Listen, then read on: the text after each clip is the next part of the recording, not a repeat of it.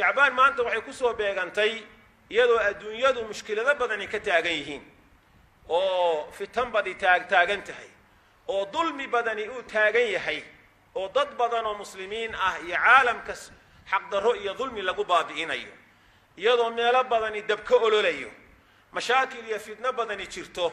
gardarooyin badan ummadda loo geysanayo ay jirto ayay maanta shacbaan ku soo beegatay qorshaha iyo qadarka ilaahay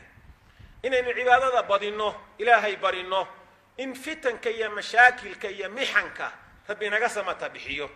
muslimiinta gaar ahaan dhibtaasi qofba dhibtu meel bay u joogtaaye ilaahay iyagana in loo bariyo dhibaalaha haysta alla inuu ka dulqaado rasuulku wuxuu tilmaamay calayhi salaatu wasalaam bishani waa bil ay dadku halmaansan yihiin ka faa'iidaysigeeda xagga cibaadada aniguna waxaan jeclahay inaan aad u cibaadaysto soon iyo cibaado kaleba si aan ilaahay camalkayga loogu bandhigo ilaahay camalkayga anigoo sooman buu nebigu yidhi salawaatu ullaahi wasalaamu calayh waa bil ilaahay loo dhowaado wuxuu nebigu tilmaamay xilliga dadku ay halmaansan yihiin ka faa'iidaysiga khayrka iyo cibaadada oo dadku waxyaabo kale ku mashquulsan yihiin qofka xilligaa fitmada iyo mushkiladu ay jirto cibaadada badsado cibaadaysta wuxuu la mid yahay qof aniga ii soo hijrooday buu nebigu yidhi salawaatu ullaahi wasalaamuhu calayh sidaa awgeed baa rasuulku soonka badin jiray inaynu soonno oo soonka badinno oo intii qofku soomi karo inuu iska soomo bishan shacbaan aad bay u fiican tahay waayo waa bil dadku ay ilowsan yihiin ka faa'iidaysigeeda iyo cibaadadeeda nebigu sala allahu calayh waali wasalam iyo saxaabadiisu saasay ahaayeen xagga kale waa bishii qur'aanka oo bimacnaa qur'aanka aad loo akhrin jiray oo saxaabada iyo ummaddii islaamkeeda adduunka soo martay ay aad qur'aanka u badin jireen anas ibnu maalik oo kale radia allahu tacaala canhu wuxuu leeyahay bishani markay bilato dadku waxay ku wada foorarsan jireen musaaxifta iyo kutubta qur'aanka akhrintiisa markaasaa ka dukaan lihi dukaankiisuu iska xiri jiray kan wax kale ku mashquulsani way iska dayn jiray markaasaa masaajidku qur'aanka sidaa loogu fooraraa salaad walba ka hor iyo kadib qur'aanka la akhrinayo saasay ahaayeen islaamka ummaddu ka faa'iidaystaan waqtiyada cibaadaadka iyo ilaahay loogu dhowaanayo subxaanahu wa tacaala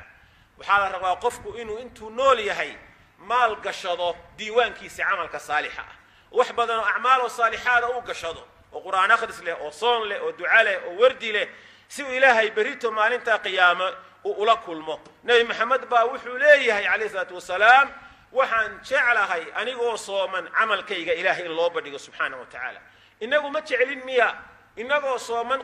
qur'aan aynu akhrinay ilaahay in loo bandhigo inagoo sooman duca aynu ducaysanay ilaahay in loo bandhigo oo camal saalixoo layna ka qoroo la qaaday inagoo sooman soonkeenii alla loo bandhigo inagoo sooman inaynu sadaqo aynu la baxnay ilaahay loo bandhigo miyaynan jeclayn jawaabtu waa haa waayo nebigeenni baynu ku dayanaynaa salawaatu ullaahi wasalaamuhu calayh bishan shacbaan ee rasuulku ka warramay salawaatu ullaahi wasalaamu calayhi wuxuu tilmaamay habeenka ay 15 tahay habeenkaas ay 15 tahay iminka waxay naga xiga ilaa 9 habeen qiyaastii bay naga xigtaa habeenkaas ilaahay addoomihiisa adduunka jooga ee muslimiinta ah il naxariis leh buu ku eegaa aadanaha ifka jooga oo dhan ilaahay wuu eegaa gaar ahaan isha raxmadda leh wuxuu ku eegaa kuwa muslimka ah markaasuu ilaahay saamaxaa oo u dambi dhaafaa muslim kasta oo dunida dusheeda jooga buu nebigu yidhi calayhi salaatu wasalaam ilaa 2 qof mooyaane dadkao dhan waa saamaxaya ilaahay mid gaal ah oo aan qalbigiisu iimaan ku jirin oo ilaah iyo rasuul ku gaaloobay kaa kuma jiro kuwa ilaahay saamaxaya u dambi dhaafaya waxaan kaloo saamaxaadda laga reebayaa qofka qof kale oo walaalkiisa iyo isagu cuqdad iyo calool xumo iyo colaadi dhex taallo oo aanay wada hadlayn isna salaamaynin kuwaana waa laga reebaya in marka la iscafiyo intaan 15 bisha shacbaan la gaarin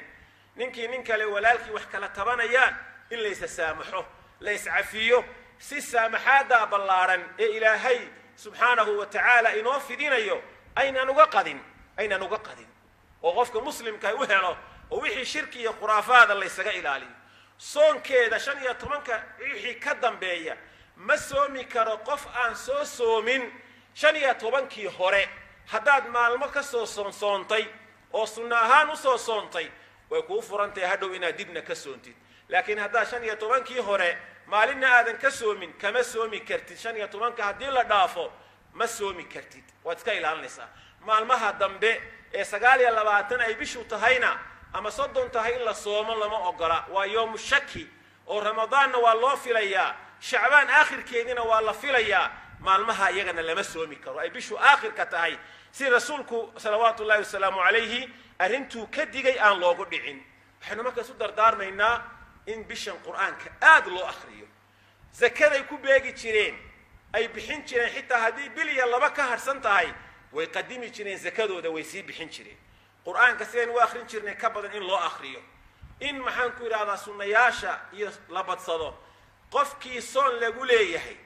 oo soontii hore soon lagu lahaa ama oo cudurdaar lahaa waa inuu qadeeyaa haddii iminka uu soo gaaray hadday qof dumara tahayna oo ay xilligaas ama umul ahayd ama uur lahayd ama jaqsiinayso oo ku dhibahayd haddii maanta ay joogto waa inay soonkii qadaysaa inta u harsan waa inay qadaysaa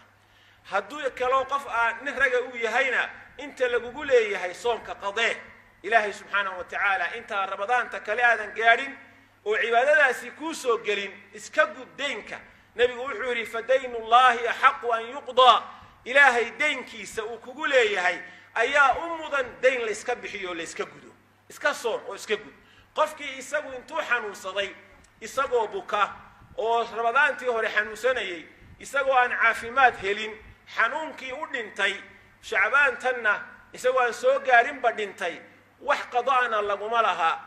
oo fursadu ku soo qalleeyaba aan helin oo xanuunsanayay wax qallaahana qofkaasi laguma laha wax cuntaana laga bixin maayo lagana soomi maayo oo fursad uu ku caafimaado oo uu soontii ku qalleeyo ilaahayba ma siin xanuunkiigu u geeriyooday laakiin kii isagu intuu bukooday bugto kadib bogsaday ramadaantii hore wax lagaga lahaa isagoo aan soo qallaynin oo fursaduu ku soo qallayn kara helay haddabana dhintay oo aan ramadaantii qallihii lagu lahaa soo gudin qofkaa qaraabadiisu way ka soomaysaa ama maalin kasta kiilo raashin ah baa laga bixinayaa intii maalmood ee uu qofkaasi afuray ee uu maxaan ku idhaha afurnaa intaasaa laga bixinaya waxaanu dardaarmaynaa marka inaynu aad u dadaalno oo dadka iyo carruuraha iyo xaafadaha iyo dumarada wixii soon lagu leeyahay hawlgelinno oo la soomo intaa markaan khudbadda kaga baxo waxaan jeclahay 2 qodob inaan ku daro qodobka koowaad magaalada aynu ku nool nahay muddo laga joogo iminka dhowr sannadood waxaa timi shirkaddaas waa shirkado caalamka wareega oo kolba magac la soo baxa oo ganacsi iyo tijaaro iyo horumarka bulshadaanu ka shaqaynaa yidhaahda waagaa ugu horraysay ay noo timi dhowr sannadood baa iminka laga jooga sanadii iima xadidna ilaa 5 waa ku dhowdahay baan isleeyahay haddaanay ka badnayn forex baa la oran jiray waagaas magaalada meherad bay xafiis bay ka furteen dad badan bay lacag ka ururiyeen bacmushtar qofka waxaa loo soo saarayaa daaqada taajirnimo degdeg ah iyo lacag isugu dhacday baa la soo saaraya dad badan baa ku darsaday mimbarkan baan kaga hadlay khudbad inaanay bannaanayn la macaamilkeeda xaaraana ay tahay markaan khudbaddii ka baxay galabtii inay ahayd baan filayaa baa rag khiyaara oo wax ku darsaday ayaa yimid oo sheekhu saad muddo maaha shirkaddan meelo badan bay caalam ka shaqaysay carab bay ka soo shaqaysay waa caynka kan war ka daaya war waxay ku shaqaynaysaa waa ribo waa khamaar waa khiyaano waa dagid waa tuuganimo waxaana idiin sheegaysa way ku gabanaysaa iska daaya ilaahay wuxuu qadaray raggii hal qof inaanay shilin kaga soo celin subaxii dambe albaabada isku dhufsan oo la xidhayn baa la arkay maalin dambe aynu balbarrama xaggee wax marayaan war ma lebeereen sheekh waa lana dhacay maanta iyadoo weji kale lebay timi markii magaalada lagu soo noqday dadkaa qaxay ee dhibaataysan ee duruuf badani ku timi oo xaalad badani haysato markii dadku soo noqdeen bay baalasha soo dhigatay iyadoo magac kale wadata tainis ama tianis baa la yidhaahdaa markaasaa dhallinyaradii iyo dumarkii sida badda loogu daatay habeen iyo maalisha waa lagu weydiinaya sheekhow shirkadda tainis ee dawada iibisa baan la macaamilaaye iga waran 2 qodobba waa idiin sheegaya war dad muslimiinaynu nahay addoomaynu nahay ma madax bannaanin ilaah baynu addooma u nahay إله بينو كدن بينا دينا إنو كل قنو يا كتاب يا رسول بالله نوصو دري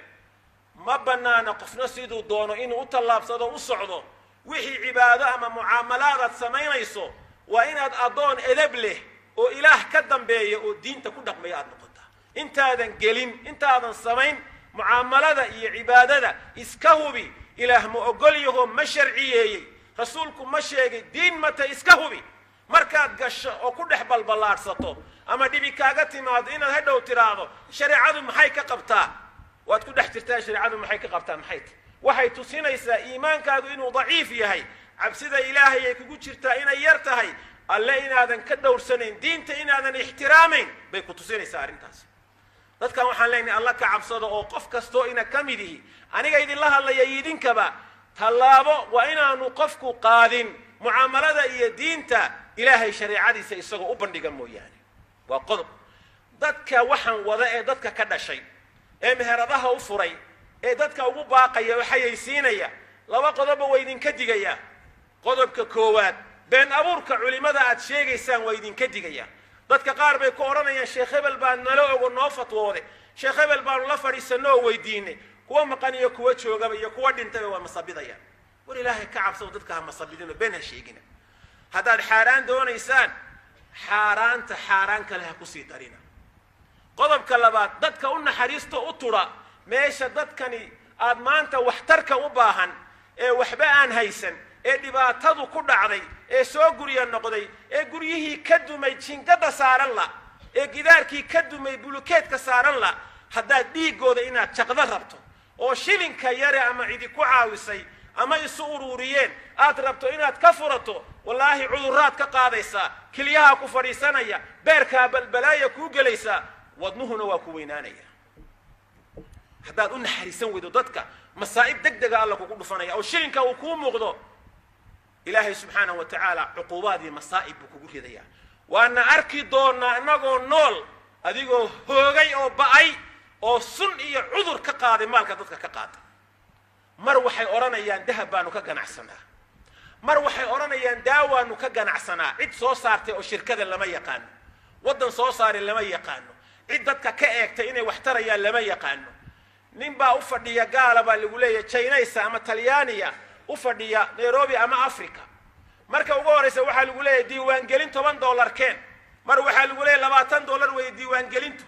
dadku haday ku soo daataan qaali ahaada warqadii way yaraadeen $30 baa laga dhigay diiwaan gelinta waa lagu diiwaan geliyay dawaa laga gadayaa laba qof baad keenaysaa labada qof waad qoraysaa labadu laba kale keenayaan labadaasi laba kale keenayaan kolba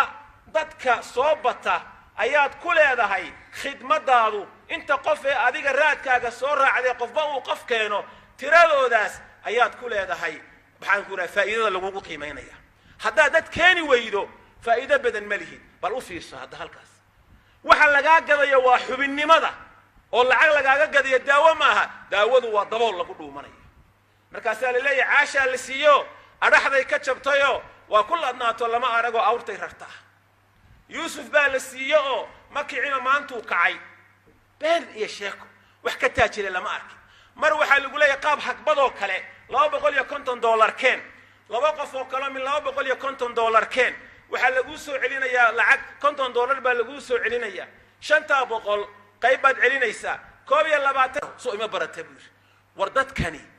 مياني عقلي مسكحكو حساب تمي وحلقيا بكل عقتا بينت لقى شو بنايو إن ضد أهلكيسو داوعو باهن إني جيران أقوما إني جوغان باهن وركوان ما تثيسيت وحن بلدو كاشوان يسيراران الشياطين تا وحن لأن مامولكي مسؤوليين تا قبلك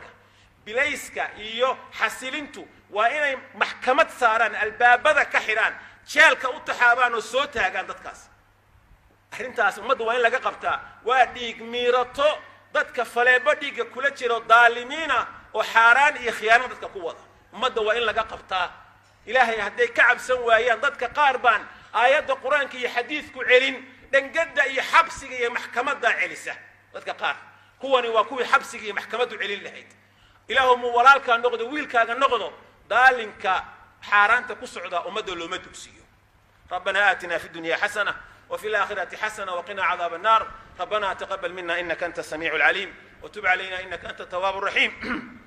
اللهم اغفر لنا ولوالدينا ولجميع المسلمين والمسلمات ولمشايخنا ولمعلمينا ولمن له حق علينا. اللهم إنا نسألك الهدى والتقى والعفاف والغنى. اللهم أغثنا، اللهم أرسل السماء علينا مدرارا. اللهم إنا نعوذ بك من مضلات الفتن ومن شر الفتن. اللهم إنا نسألك العفو والعافية في الدنيا والآخرة. ربنا تقبل منا إنك أنت السميع العليم وتب علينا إنك أنت التواب الرحيم. اللهم بارك لنا في رجب وشعبان وبلغنا رمضان. وصلى الله وسلم على نبينا